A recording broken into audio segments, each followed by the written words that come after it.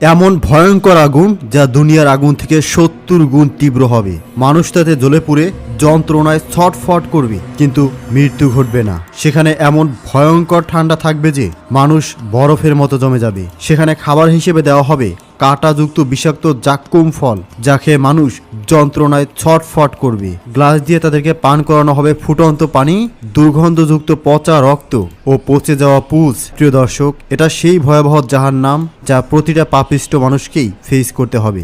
আসুন এই ভিডিওতে সেই জাহান্নামের শুরু থেকে শেষ পর্যন্ত জেনে আসি, যার প্রতিটি কথা কুরআন ও হাদিস থেকে নেওয়া, কিন্তু এই দৃশ্যগুলো আর্টিফিশিয়াল ইন্টেলিজেন্স দ্বারা তৈরি করা হয়েছে। ভিডিওতে দেখানো প্রত্যেকটি চরিত্র কুরআনের আলোকে সাজানো হয়েছে, যা দেখে উপলব্ধি করতে পারবেন যে জাহান্নামের শাস্তি কতটা ভয়ানক হতে পারে, যা আপনাকে খারাপ কাজ থেকে দূরে রেখে ভালোর পথে ফিরিয়ে আনবে। চলুন শুরু করা যাক। ইসরাফিল আলাইহিস সালাম প্রথমবারের মতো একটা দীর্ঘ গভীর শ্বাস নিলেন, তারপর ঠোঁট শুইয়ে দিলেন শিঙায়। অতল গহ্বর থেকে ছুটে এলো শিঙার শব্দ, ভয়াবহ হাড় কাঁপানো বিকট শব্দ। প্রথমেই তাতে কেঁপে উঠল মক্কা আল মুকাররামা, তারপর সে ঢেউ ছড়িয়ে পড়ল মদিনা আল মুনাওয়ারাতে।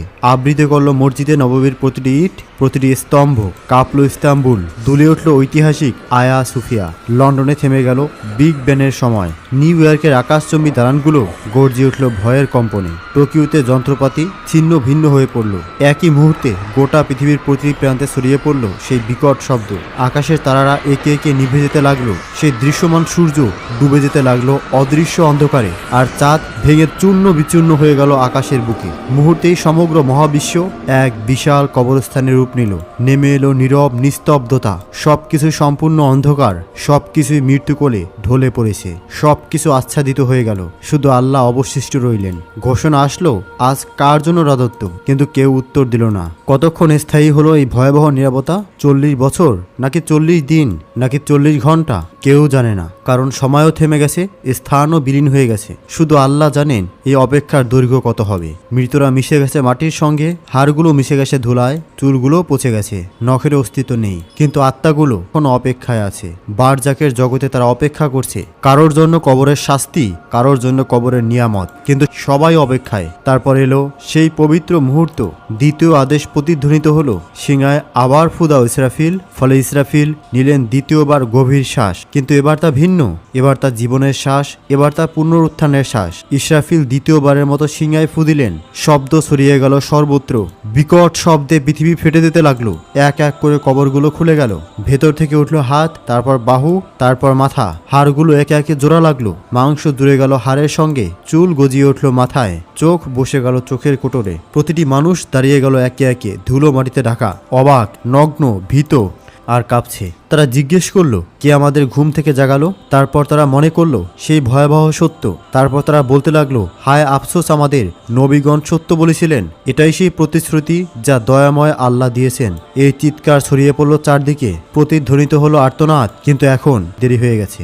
ভয়ঙ্কর ভয় বিরাজ করছে সবখানে। তারা পালানোর জায়গা খুঁজছেন, কিন্তু নেই। তারা লুকানোর জায়গা খুঁজছেন, কিন্তু তাও নেই। তারপর দূর থেকে ভেসে আসছে কণ্ঠস্বর। ফেরেশতাগণ বললেন, লাইন ধরো, সবাই হাসরের ময়দানে যাও। এই আদেশ শুনে মানুষ যেন পালহারা ভেড়ার পাল টেনে নেওয়া হচ্ছে একে একে, দলবদ্ধভাবে। কাঁপতে কাঁপতে হাঁটছে, শ্বাস আটকে যাচ্ছে, হৃৎপিণ্ড দ্রুত কাঁপছে। তারা ফিসফিস করছে, ইয়া রাব্বি, ইয়া রাব্বি। কিন্তু এখন অনেক দেরি হয়ে গেছে। যখন সুযোগ ছিল দুনিয়ায়, তখন তারা নামাজ পড়েনি, তখন তারা আল্লাহকে মনে রাখেনি। এখন মনে পড়ছে, কিন্তু খুব দেরি হয়ে গেছে। এদিকে হাসরের ময়দান পৃথিবীর মতো বিস্তৃত, বরং আরো প্রশস্ত। কোটি কোটি মানুষ, অসংখ্য প্রাণ একত্রে, আদম আলাইহিস সালাম থেকে শেষ নবজাতক পর্যন্ত সবাই এখানে উপস্থিত। অসংখ্য ভিড়, শ্বাস নেবার জায়গা নেই, চলাফেরার জায়গা নেই। মানুষ ভয়ে একে অপরকে চেপে ধরছে। সূর্যকে কাছে আনা হয়েছে ঠিক মাথার উপরে, শুধু 1 মাইল দূরে। কি অসহ্য তাপ! শরীর থেকে ঘাম ঝরছে অবিরত। কেউ তাদের গোড়ালি পর্যন্ত ঘামে ডুবে আছে, এরা সামান্য পাপী। কেউ হাঁটু পর্যন্ত ডুবে আছে, এরা মাঝারি পাপী। কেউ কোমর পর্যন্ত ডুবে আছে, এরা অনেক পাপী। কেউ গলা পর্যন্ত ডুবে আছে, এরা মারাত্মক পাপী। কেউ ঘামের মধ্যে মুখ নাক ঢেকে আছে, এরা সবচেয়ে ভয়ঙ্কর পাপী। তারা ঘামে ডুবে যাচ্ছে, কিন্তু মরতে পারছে না, কারণ মৃত্যু আর নেই। এই শাস্তির মধ্যেই সময় অতিবাহিত হচ্ছে। বছরের পর বছর কেটে যাচ্ছে, তবুও তারা দাঁড়িয়ে হাসরের ময়দানে। 1000 বছর গেল, 2000 বছর গেল, 3000 গেল, 5000 গেল, 10,000 গেল, এভাবে 50,000 বছর চলে গেল। তবুও তারা অপেক্ষায়। তারা কাঁদছে, ইয়া রাব্বি, ইয়া রাব্বি, আমাদের বিচার শুরু করুন এখনই। এই অপেক্ষা শাস্তির চেয়েও কঠিন। আমাদেরকে জাহান্নামে নিক্ষেপ করো, কিন্তু তবুও এই অপেক্ষা শেষ করো, আমরা আর পারছি না। কিন্তু আল্লাহ যিনি ন্যায় বিচারক তাদেরকে অপেক্ষায় রাখলেন, কারণ দুনিয়ায় তারা তার আদেশকে অপেক্ষায় রেখেছিল। তারা সালাত বিলম্ব করেছিল, তারা তওবা পিছিয়ে দিয়েছিল, আর আজ তারাই অপেক্ষায়। এমন সময় জাহান্নামের আগমন। হঠাৎ দূর থেকে একটা ভয়ঙ্কর শব্দ ভেসে এলো, যেন হাজার আগ্নেয়গিরি বিস্ফোরিত হচ্ছে, যেন লক্ষ ভূমিকম্প একসঙ্গে ঘটছে। শব্দ ক্রমশ তাদের কাছে আসছে। মানুষ কানে আঙ্গুল দিচ্ছে, কিন্তু কোনো লাভ নেই। শব্দ তাদের হাড় কাঁপিয়ে দিচ্ছে, মস্তিষ্কে ঢুকে যাচ্ছে। তারপর দূর থেকে দেখা দিল জাহান্নাম, ভয়ঙ্কর জাহান্নাম, 70,000 শিকল দিয়ে বাঁধা। প্রত্যেক শিকল 70,000 ফেরেশতা টেনে আনছে। জাহান্নাম যেন জীবন্ত দানব, রাগান্বিত, ক্ষুধার্ত। মানুষকে দেখে সে আরো দ্রুত ছুটতে চায়। শৃঙ্খল ধরে টেনে আছে ফেরেশতারা অত্যন্ত কষ্টে। জাহান্নাম গর্জে উঠছে, সে মানুষকে খেতে চায়। যখন হাসরের মাঠের দিকে আসে, তার ক্রোধ আর ধরে রাখা যায় না। হঠাৎ ভেতর থেকে বের হলো এক বিশাল অগ্নিপিণ্ড, একটি মটো পাহাড়ের মতো আকারের জ্বলন্ত দাউ দাউ করা আগুন বিদ্যুতের গতিতে হাসরের মাঠের দিকে ছুটে এলো। কয়েক সেকেন্ডের মধ্যে মানুষের কাছে পৌঁছে গেল। সেই আগুন দেখে মানুষ পাগল হয়ে গেল। তারা দৌড়াতে লাগলো, কিন্তু কোথায়? সেই জায়গা তো নেই। যেদিকে দৌড়াচ্ছে আগুন ওখানে, যেদিকে তাকাচ্ছে আগুন সেখানে। তারা লুকিয়ে যাবার জায়গা খুঁজছেন, নিজেদেরকে মাটিতে ছুঁড়ে ফেলছেন, কিন্তু আগুন থেমে নেই, এগিয়ে আসছেই অবিরত। মাত্র কয়েক সেকেন্ড বাকি, এর মধ্যে এটি পুড়িয়ে ফেলবে সমস্ত হাসরের ময়দান। কোটি কোটি মানুষ ছাই হয়ে যাবে। কিন্তু সেই শেষ মুহূর্তে আসমান থেকে নূরের ঝলক নিয়ে আসবেন জিবরাইল আলাইহিস সালাম। তার হাতে একটি ছোট পাত্র, ভেতরে স্বচ্ছ এক তরল পানি। তিনি সেই তরল ঢেলে দিলেন সেই বিশাল অগ্নিখণ্ডের উপর। সঙ্গে সঙ্গে উঠল ঘন বাষ্প। আগুন তাৎক্ষণিক নিভে গেল, ফলে বরফ শীতল এক পাথরে পরিণত হলো। কোটি কোটি মানুষ একই মুহূর্তে গভীর শ্বাস নিল, যেন তারা বেঁচে গেল। কিন্তু এটি শেষ রক্ষা ছিল না। মানুষ হতবাক হয়ে জিজ্ঞেস করলো, এটা কি তরল পানি ছিল? কিভাবে এত ভীতিকর আগুন নিভে গেল? তখন জিবরাইল আলাইহিস সালাম বললেন, ওটা ছিল তোমাদের চোখের জল। দুনিয়ায় যে চোখের জল তোমরা ফেলেছিলে, রাতের বেলা নামাজে কাঁদতে কাঁদতে, আল্লাহর ভয়ে, তার ভালোবাসায়, নিজের গুনাহের অনুশোচনায়, কুরআন পড়তে গিয়ে, আজান শুনতে গিয়ে, মা বাবার জন্য দোয়া করতে গিয়ে, এটা সেই পবিত্র অশ্রু। এগুলোই এই আগুন নিভিয়েছে, তোমাদেরকে রক্ষা করেছে, কিন্তু তা কেবল অল্প সময়ের জন্য। তখন মুমিনরা আনন্দে কেঁদে বলল, আলহামদুলিল্লাহ, আলহামদুলিল্লাহ। আর কাফিররা ভয়ে কাঁদবে আরো বেশি, কারণ তাদের কোনো অশ্রু নেই, ফলে তাদের রক্ষাকারীও নেই। অতঃপর হিসাবের সময় এসে গেল। নাম ধরে ডাকা হচ্ছে একে একে। যার নাম ডাকা হয় সে কাঁপতে কাঁপতে আল্লাহর সামনে আসে। ভয়ে হৃৎপিণ্ড ফেটে যাওয়ার মতো অবস্থা, শ্বাস বন্ধ হয়ে আসে। মহান আল্লাহ তার হাতে দেন হিসাবের বই। এটাই জীবনের চূড়ান্ত সিদ্ধান্ত। যে সৎকর্ম করেছে তার বই ডান হাতে দেওয়া হয়। সে আনন্দে বলে ওঠে, নাও পড়ো আমার হিসাব, আমি নিশ্চিত ছিলাম আমাকে হিসেব দিতে হবে। আর যে খারাপ কাজ করেছে তার বই দেওয়া হয় বাম হাতে, পেছন দিক থেকে। সে উন্মাদ হয়ে চিৎকার করে ওঠে, হায় আফসোস, যদি আমাকে বইটা না দেওয়া হতো, যদি আমি আমার হিসাব না জানতাম। তখন মানুষ ভয়ে হতাশায় মিথ্যা বলল, ইয়া রব, আমি কিছুই করি নাই। ইয়া রব, আমি জানতাম না। ইয়া রব, আমি নির্দোষ। ইয়া রব, এটা আমার ছিল না, আমি খেয়াল করিনি। তখন আল্লাহ বললেন, মিথ্যা বলো না, তোমরা সত্য লুকাতে পারবে না। সব কিছু লেখা আছে, সব কিছু সংরক্ষিত আছে। তখন হঠাৎ মানুষের মুখ সিল করে দেওয়া হলো, কিন্তু মানুষের হাত কথা বলতে শুরু করলো।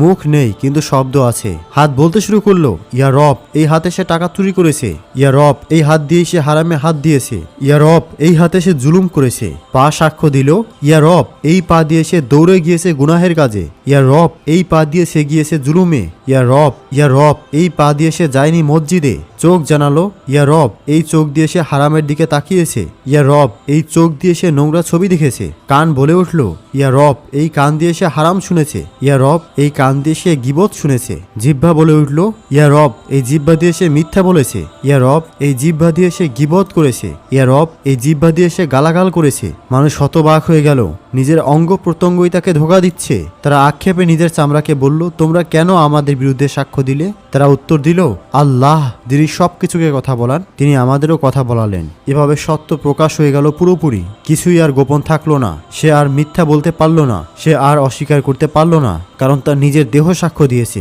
অতঃপর প্রত্যেক কাজের ন্যায় বিচার হবে। অতি সামান্য ভালো কাজেরও প্রতিদান পাবে, অতি সামান্য মন্দ কাজেরও শাস্তি পাবে। কিছু বান্দাকে আল্লাহ ক্ষমা করলেন তার রহমতে, তার করুণায়, কিন্তু অধিকাংশই যাবে জাহান্নামে। আদম সন্তানের প্রতি ১,৯৯৯ জন যাবে জাহান্নামে। এভাবে হিসাব শেষ হলো। এবার আসলো বিচ্ছেদের সময়। মানুষকে লোহার শৃঙ্খল গলায়, হাতে, পায়ে দিয়ে ভেড়ার পালের মতো টেনে নেওয়া হচ্ছে জাহান্নামের দিকে। তারা কাঁদছে, মিনতি করে, ইয়া রব, আমাদের আমাদের আরেকবার সুযোগ দাও, আমাদেরকে দুনিয়ায় ফিরিয়ে দাও, আমরা নিজেদের ঠিক করব, আমরা ভালো হয়ে যাব। কিন্তু না, অনেক দেরি হয়ে গেছে, আর এমন সুযোগ নেই। ফেরেশতারা তাদেরকে টেনে নিয়ে যাচ্ছে নিষ্ঠুরভাবে। চলো, এটাই তোমাদের জায়গা। অতঃপর জাহান্নামের উপর বিস্তৃত হলো একটা সেতু, চুলের মতো সূক্ষ্ম, তলোয়ারের মতো ধারালো। হ্যাঁ, এটাই পুলসিরাত। তাদেরকে তা অতিক্রম করতেই হবে। কিন্তু কিভাবে? এমন সূক্ষ্ম সেতু পার হওয়া কি সম্ভব? মুমিনরা তাদের নূর নিয়ে যাবে, তাদের জন্য এটি হবে সমতল রাস্তার মতো, তারা সহজেই দৌড়ে পার হয়ে যাবে। কিন্তু মুনাফিকরা আটকে যাবে মাঝপথে, তাদের নূর নিভে যাবে, ফলে তারা অন্ধকারে পড়ে থাকবে। আর কাফিরদের কোনো নূর নেই, তারা এক পাও ফেলতে পারে না, তারা হোঁচট খায়, পড়ে যায়, বেশিরভাগ সিরাত পার হতে পারবে না। তারা হোঁচট খেয়ে জাহান্নামে পড়ে যায়, যেন 70 বছর ধরে পড়ে যাচ্ছে জাহান্নামের গহ্বরে। প্রতিটি পতন এক একটি চিৎকার, লক্ষ চিৎকার, কোটি চিৎকার। জাহান্নাম হাঁ করে অপেক্ষা করছে ক্ষুধার্ত দানবের মতো। সে গিলে নিচ্ছে একের পর এক, একজন, দুজন, হাজারো, লাখো, কোটি, গিলে যাচ্ছে অবিরাম, কখনো ভরে না। আল্লাহ তখন জিজ্ঞেস করলো, তুমি কি ভরে গেছো? জাহান্নাম বলল, আরো আছে কি? আমি এখনো ক্ষুধার্ত, আমি এখনো ভরি নাই।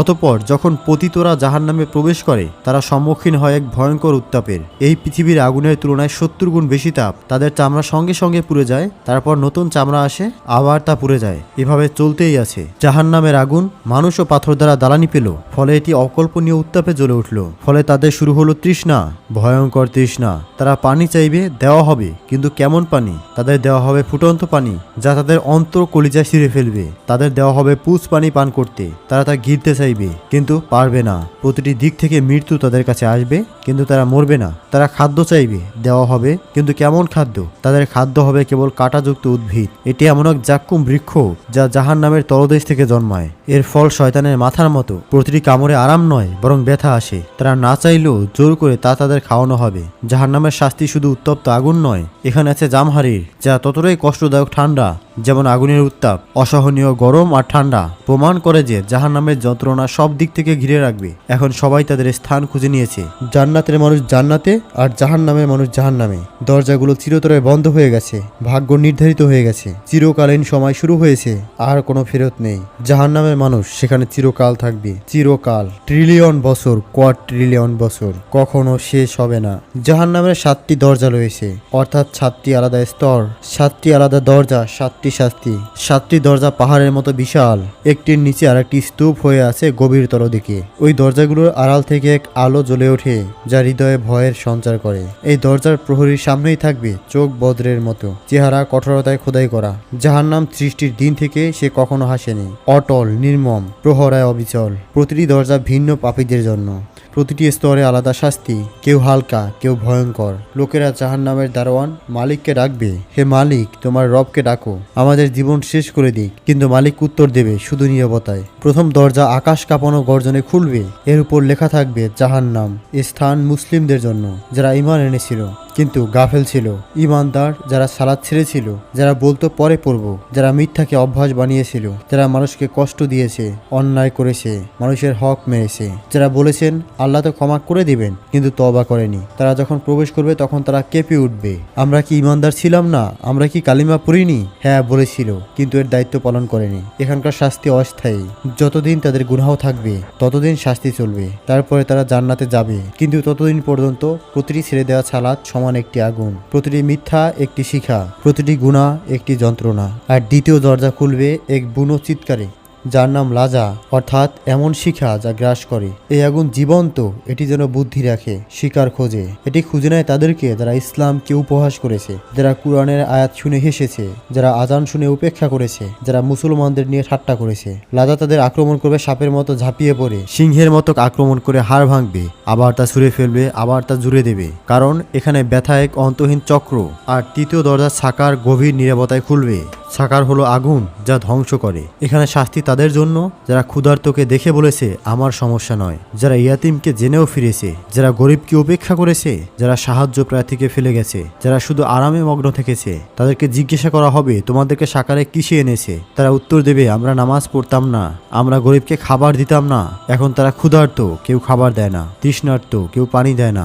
যন্ত্রণা ফিরিয়ে আনে তাদের সেই দুনিয়ার নিষ্ঠুরতা। আর চতুর্থ দরজা হুতামা খুলবে এক ধাতব শব্দে। হুতামা এমন আগুন যা হৃদয় চূর্ণ করে। এখানে সোনা রূপাও আছে, কিন্তু কি ধরনের সোনা রূপা? সেখানে আছে আগুনে গলিত জ্বলন্ত সোনা রূপা। যেসব ধনীরা ধন গণনা করতে বারবার, যারা বলতো আর একটু চাই, যারা গরিবকে বিদ্রুপ করেছে, সম্পদকে উপাসনা করেছে, তাদের শাস্তি এখানেই হবে। তাদের সোনা হবে গলায় শৃঙ্খল, রূপা হবে লোহার চাবুক। এটা শুধু শরীর পুরায় না, এটা হৃদয়কে আক্রমণ করে। লোভী হৃদয়কে, স্বার্থপর হৃদয়কে বারবার গলিয়ে আবার তৈরি করে, আবার গলিয়ে দেয় এক অন্তরহীন যন্ত্রণা। আর পঞ্চম দরজা জাহিল খুঁড়বে এক ক্ষুব্ধ গঞ্জনে।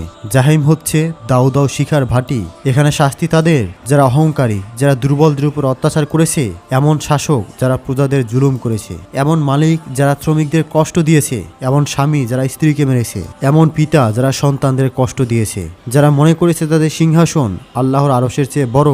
আর ষষ্ঠ দরজা শায়ের খুলবে যুদ্ধের আর্তনাদে। শায়ের হলো রাগান্বিত আগুন, যারা নবীদের সাথে শত্রুতা করেছে, যারা রক্তপাতের স্থপতি, যারা শান্তি নষ্ট করেছে, এক কথায় প্ররোচনাকারী, যুদ্ধবাজ, হত্যাকারীরা এখানেই থাকবে। এখানে প্রতিটি শ্বাস চিৎকার করবে, তাদের অত্যাচারিতদের চিৎকার তাদের চারপাশে প্রতিধ্বনিত হবে। আর সপ্তম দরজা হাবিয়ে খুলবে এক গভীর করন্দনে।